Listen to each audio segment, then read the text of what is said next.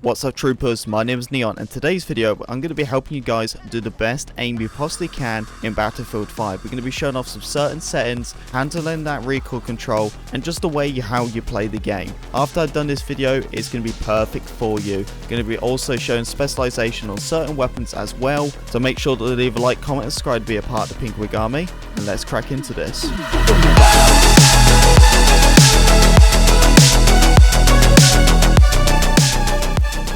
So before we get into anything, I want you guys to make sure that you have joined the platoon on the PlayStation. I have this on PlayStation, Xbox and PC. So if you are not in the Pink Wig Army platoon, make sure to join it, okay? So just search up on the platoon, Pink Wig Army.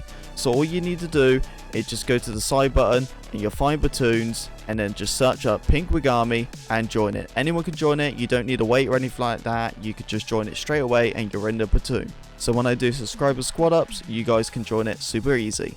So I had a sensitivity video before, but this one is just a little bit more new and improved, but this one is just more from aiming. So obviously we are looking at the soldier aim sensitivity and the soldier zoom sensitivity. So for me, I like to have 75 sensitivity, and then I also for zoom sensitivity, I like to have 71 to just not have too much going crazy when you're aiming down sight, so you can control that recoil a lot more better. I feel like personally for me, a higher sensitivity is way more better because you can obviously snap onto enemies a lot more consistently, but then also having that lower soldier zoom sensitivity, you can control that recoil, so it's just easier to handle with the thumbstick.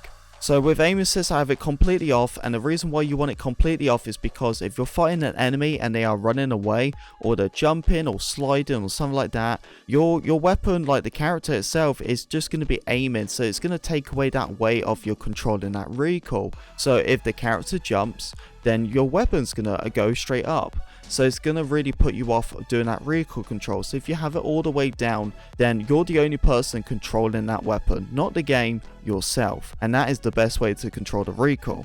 And now we're going to some fun stuff. So for normal SMGs, assault rifles, or support weapons, you want an ADS field of view on. The reason why you want ADS field of view on is because when you have it off, it gives you more of a zoom. More of a zoom adds that more visual recoil. And everything I'm talking about anyway, you're getting the same visual recoil as anything else in the game. But the difference is, with the recoil control, it looks like there's less, but there really isn't. You're getting the same visual recoil with any type of settings. But the thing is, when you do this, it looks like it's more reduced. And because it's more reduced, it's easier to control.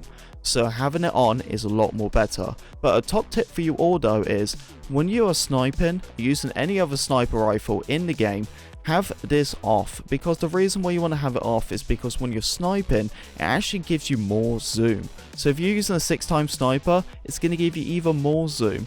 But you can have it on also if you really want to, but that's just a tip for sniping. And the biggest clutch I realized the most, especially when I was using a weapon like the CK, was I was having like 91 FOV at the time, and I was struggling so hard to control the CK.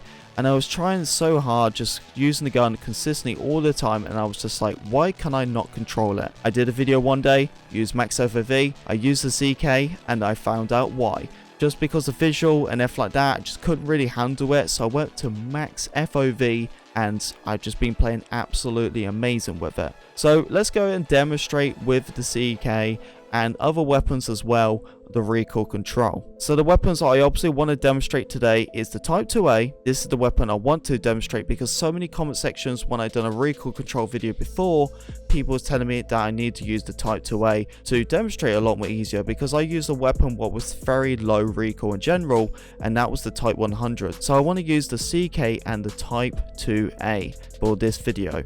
So what you see on screen right now, this is the Type 2 specialization tree. I use quick aim, this one here, and obviously for the extended mags, and this one. This is the way you want to use for that recoil control. This one's way more extreme because it's more for hip firing, and obviously it adds that firing rate. So this is a specialization tree you want to use for the Type 2A.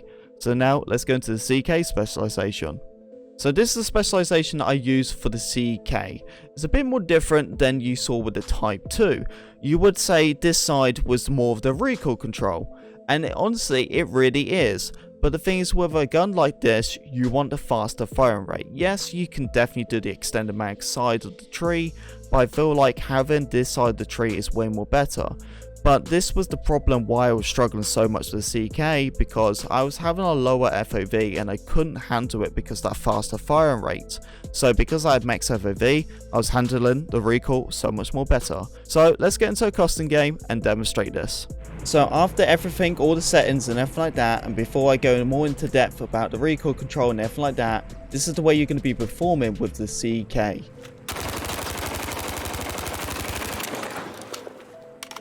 Okay, so you can clearly see it's straight in the middle, but this is the thing what I was talking about when it comes to visual. So what we're going to do is we're going to go into options, we're going to turn this off, and we're going to lower FOV all the way down, and look at the difference how I perform with this weapon. See the shake on that? And now look at the difference. So that one there compared to that. See? It's all about visual. So when you do stuff like this, the visual, man, it's just a massive game changer. And that's the one thing just people don't realize. A lot of people think people are cheating or they're doing this or something sneaky, and it's not. It's all about visual. It really is. But of course, you know, when you're controlling recoil, make sure you hold down that thumbstick. But the thing is, when you're holding down that thumbstick, you just got to learn from each weapon the way of that recoil control. So if you're using an insane weapon like the Type 2, you know you have to hold down the thumbstick a bit more than other weapons because of the firing rate. So the more the heavy firing rate and more of the heavy recoil, the more you need to hold down with that recoil control and more you need to hold down with that thumbstick. So let's go and switch to the Type 2A. So here we are. We have the beautiful Type 2A, all nice and gold. So let's get this gun going. Okay, so these were my previous demonstrations with the CK, and now we're going to be doing it with the Type 2. So here we go. So obviously same thing as I did before. We're going to go into the options. We're going to turn this off. This is the biggest game changer. Lower the FOV all the way down. And now this is the biggest, craziest difference. Ready? Here we go. Now, that's all I'm saying. Look at the difference. So from the CK, shooting with that, with FOV ADS on, and the max FOV, from ADS FOV off, and FOV down to the lowest, and is that one there. So look at the difference. Just look at the difference right there. And the same thing here. FOV on, FOV off. You know what I mean? And the difference when it just comes to FOV in general. So that's the thing. If you want to, like, if you find an enemy and you're like, oh, an enemy. Like, even when we try to do it from a far distance, it would be difficult. Look at this. Ready? Look how nuts that went. Look how many bullet spread it was. But if I go and do something like this and turn it on, obviously it probably won't be as clean because I was close to a wall before, but I would guarantee I'll definitely keep it cleaner. Ready?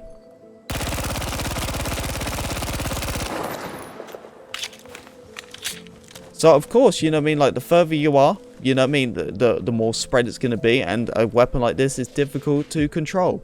But the thing is, as you can see, yes, it went a bit more to the sides because that's a random pattern recoil. But the thing is, yes, you can see the bullets are pretty much all together. They are. Yes, they're a little bit more spread out, but the thing is, they are together. And then you go and look at this one, and they are everywhere. So if a target was standing right here, then you are going to majority hit them. But with this weapon here, you probably only hit about like 3 or 4 bullets into them. That's it. So the difference is absolutely crazy.